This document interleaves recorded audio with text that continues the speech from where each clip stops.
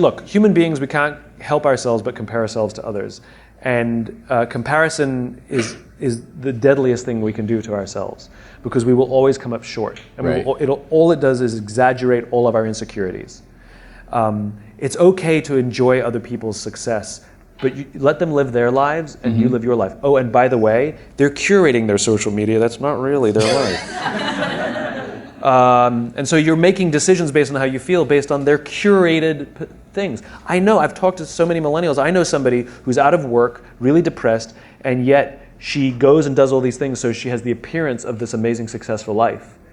And so now she may be making those decisions based on what her friends. Who knows what sort of weird, twisted, exaggerated, circle of depression this is forming. So go back to the rules of the infinite game. Your friends are there to admire. Your friends are there to say, God, I'm so happy for them. What are they doing that I can learn from?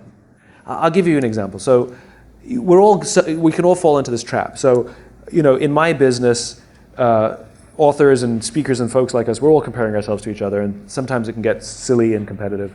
And there was, sometimes I go on Amazon and I check the rankings of my books to see that I still have a job. And now and then there was this one author who I hated for no reason.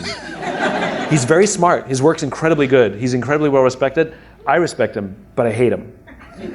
And I would check the rankings of his books. And when I was ahead, I'd be like, and when he was ahead, I was like, right? It would drive me crazy. And I had this weird abstract competition. Same thing, right? Social media happened to be Amazon rankings. Right.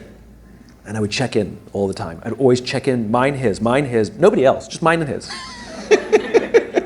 Anyway, we were, I was at an event and we were interviewed together on the same stage. And the interviewer decided to let us introduce each other.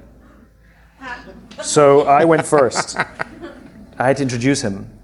And this is what I said. I looked at him and I said, you make me very insecure. I said, because all of your strengths are all of my weaknesses. And every time I see you do well, it just reminds me what I'm bad at. That's how I opened up. He turned to me and he said, funny, I feel the same way about you.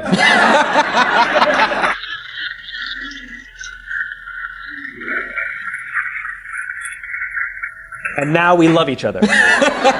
Because I realized that he's really good at what I'm bad at. So by me getting to know him and really learning to love him, I'm realizing I'm getting better at those things. And I'm taking more pride in the things that I'm good at rather than thinking I have to be good at everything he's good at. Right? So it's healthy to grow our own strengths and rather than be intimidated by the strengths of others.